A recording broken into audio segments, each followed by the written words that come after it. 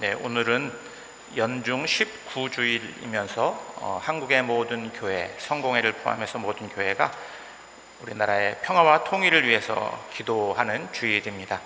이번 주일 저희가 맞이하게 되는 8월 15일은 우리가 일제 식민 통치에서 해방된 78주기를 맞이하는 해입니다. 그래서 우리 아직도 전쟁의 위협 또 분단의 고통 속에 있는 우리나라의 평화와 통일을 위해서 함께 기도해 주시기 바랍니다. 오늘은 설교 말씀은 오늘 교회력에 따른 본문으로 준비를 했습니다.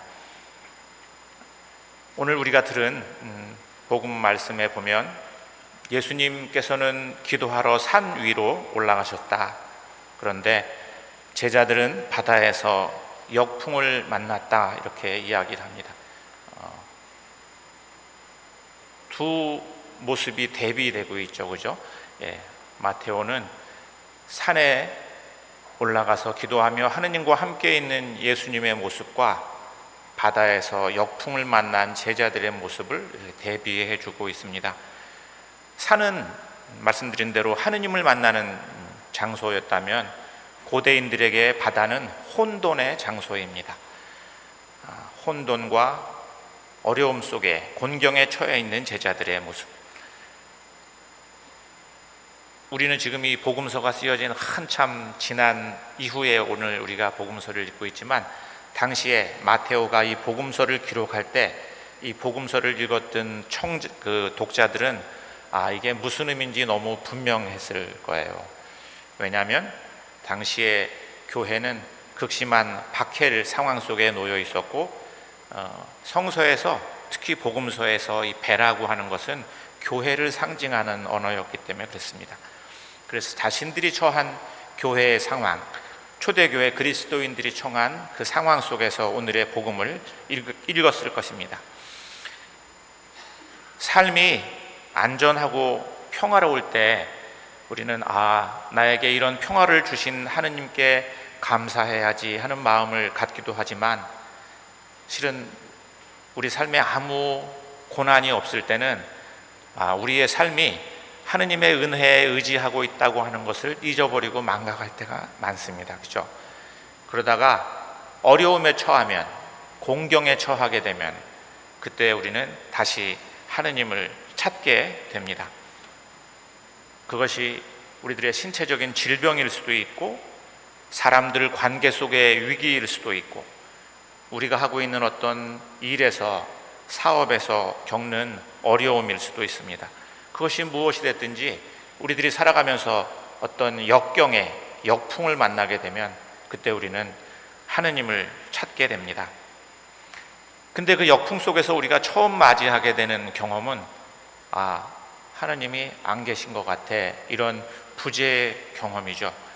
그래서 그 역풍은 마치 우리에게 오늘 제자들처럼 유령처럼 보입니다. 두렵고 무서운 유령처럼 우리에게 다가옵니다.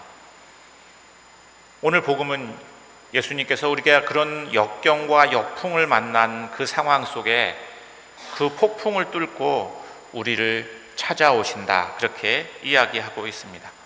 그리고 나다 안심해라 하는 말을 듣고 나서야 이곳에서 예수님이 나와 함께 하시는구나 하는 것을 제자들이 깨닫게 되죠.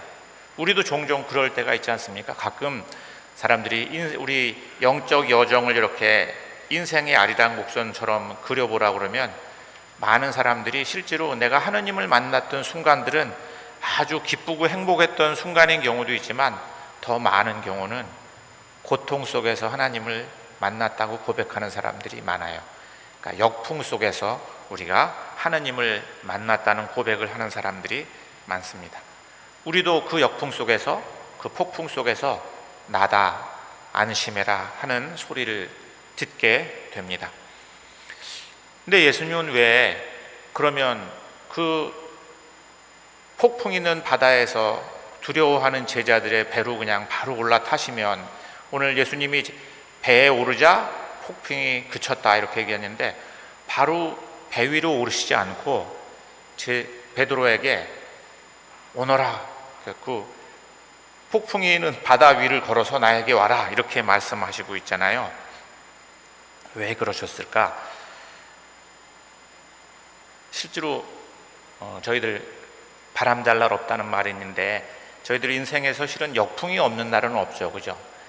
역풍이 없는 인생을 사는 사람은 없는 것 같아요. 그 사람이 돈이 많은 사람이든 돈이 없는 사람이든 성공을 한 사람이든 사람들이 실패했다고 말하는 사람이든 모든 사람들이 다 실은 저마다 인생에 역풍을 만나게 됩니다. 예수님은 우리 보고 그 역풍을 피하라고 말씀하시지 않고 역풍을 뚫고 나에게로 와라 이렇게 말씀하시고 있습니다. 왜냐하면 예수님이 우리들의 인생을 대신 살아줄 수는 없잖아요. 우리는 우리가 우리의 인생을 살아야 됩니다. 그래서 그 역풍을 뚫고 나에게로 오너라 이렇게 말씀하고 있는 것이죠.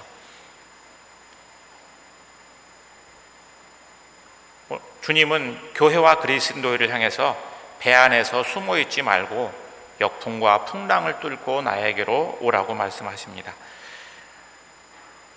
지금 우리 세계성공의 그 수장이 저스틴 웰비라고 하는 주교님이 세계성공의 수장이에요.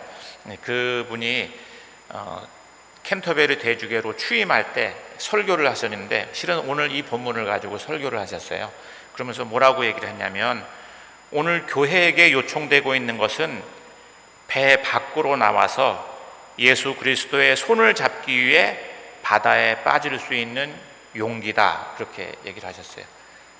이 말씀은 뭐냐면 여기서 배라고 하는 건 뭐냐면 교회, 그리고 교회가 가지고 있는 오랫동안 소중하다고 생각했던 전통 안에 있으면 우리는 안전하다고 느끼죠, 그죠?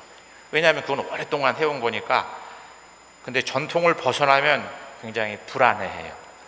근데 지금 교회는 그 전통만 고집하고 있으면 교회가 어쩌면 역사 속에서 사라질지도 모르는 위기에 처해 있기 때문에 저스틴 웰비 대주교는 지금 교회에게 필요한 것은 배 밖으로 나와서 풍랑을 뚫고 걸어가는 용기가 우리에게 필요하다 이렇게 취임 설교를 했습니다.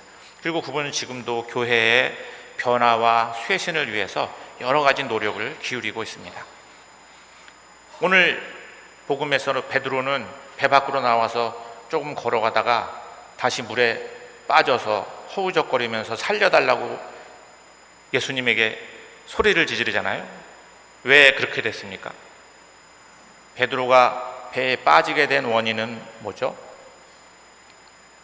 베드로의 눈길이 폭풍을 향했을 때 나에게로 오라고 얘기하는 그 예수님을 향해서 걸어가지 않고 그 일어나는 폭풍을 볼 때 그 순간 갑자기 베드로의 마음에 두려움이 가득 차게 됐고 두려움이 가득 찼을 때 베드로는 다시 물에 빠지고 맙니다. 우리가 만나고 있는 역풍은 뭡니까? 지금 아마 우리 교우님들 다 저마다 가정에 또는 개인적으로 또는 우리들 맺고 있는 여러 관계 속에서 그런 역풍이 있죠. 우리가 맞이하고 싶지 않은 그런 역풍들이 있는데 그 역풍은 우리를 두렵게 하죠. 근데 그때 문제는 내가 그 역풍, 파도를 보고 있는지 아니면 파도 속에서 우리를 향해서 나다, 안심해라 하고 말씀하시는 그 예수님을 바라보고 있는지. 만약에 우리가 예수님을 바라볼 수 있다면 우리는 그 역풍 속에서도 하느님의 평화를 누릴 수가 있을 것입니다. 오늘 저는 복음을 묵상하는 중에 문득 그런 생각이 떠올랐어요. 제자들을 먼저 예수님께서 보내셨잖아요. 그리고 혼자 산으로 올라갔었는데 그때 산에서 예수님은 무슨 기도를 하셨을까? 실은 오늘 저희가 들은 마태복음 14장 맨 앞에는 무슨 얘기가 나오냐면 세례 요한의 죽음에 대한, 세례 요한의 참수 이야기가 나와요. 예수님은 세례 요한의 운명을 자신의 운명으로 받아들일 준비를 하셨어야 됐습니다. 왜냐하면 예수님은 세례 요한과 너무 사람들은 저 사람이 세례 요한이 살아난 거야 이럴 정도로 세례 요한과 굉장히 유사한 삶의 길을 걷고 계셨기 때문에 세례 요한이 헤롯에게 저렇게 죽임을 당했으면 나에게도 그런 시련이 오겠구나 생각하셨을 것이고 내가 이 길을 계속 가야 될까 하는 고민을 하시지 않았을까. 아마 산 위에서 예수님은 그 두려움을 하느님께 바쳐드렸을 것이라고 저는 생각합니다. 그럼에도 불구하고 예수님을 그 역풍, 십자가를 향해서 걸어갈 수 있게 하였던 것은 무엇일까? 그것은 예수님의 이름이 임마누엘이잖아요. 하느님이 우리와 함께 하신다.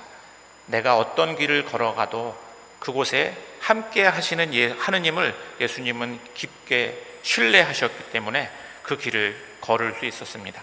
그래서 오늘 마태오는 우리를 향해서 뭐라고 얘기하냐면, 우리가 경계해야 할 것은 역풍이 아니라 의심과 두려움이다고 이야기합니다.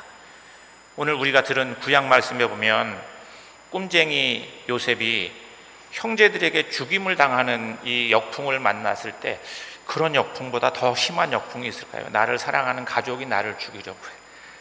근데 오늘 창세기는 그곳에서도 하느님이 요셉과 함께 했다. 루벤을 통해서, 유다를 통해서 우리가 형제를 이렇게 죽이면 돼? 실은 그래서 결국은 이집트로 요셉이 상인들에 의해서 팔려가는 하느님의 새로운 역사를 이루어가는 도구로 요셉과 함께 하셨다고 우리에게 이야기합니다. 오늘 우리가 들은 서신에서 사도 바오로는 말씀은 바로 내 곁에 있고 내 입에 있고 내 마음에 있습니다. 믿지 않는데 어떻게 들을 수 있겠습니까? 이렇게 우리에게 이야기하고 있습니다. 전문가들은 우리가 살아가는 이 한반도는 세계에서 전쟁이 일어날 수 있는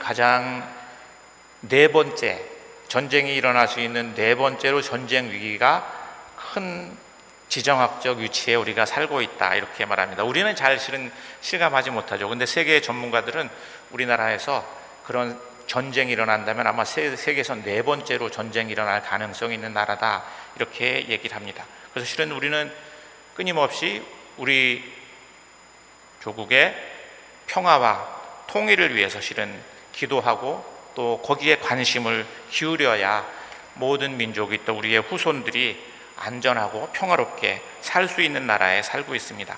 근데 우리가 그 두려움만 바라봐서는 우리는 평화를 이룰 수가 없을 것입니다. 우리는 하느님을 볼 수도 있고 그 속에서 두려움을 바라볼 수도 있습니다.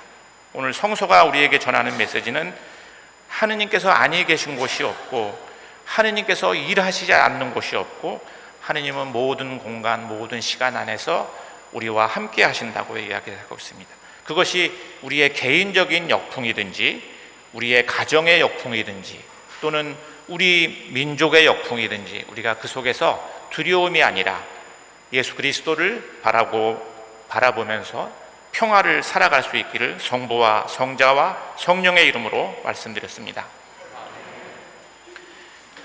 이렇게 하신 경우로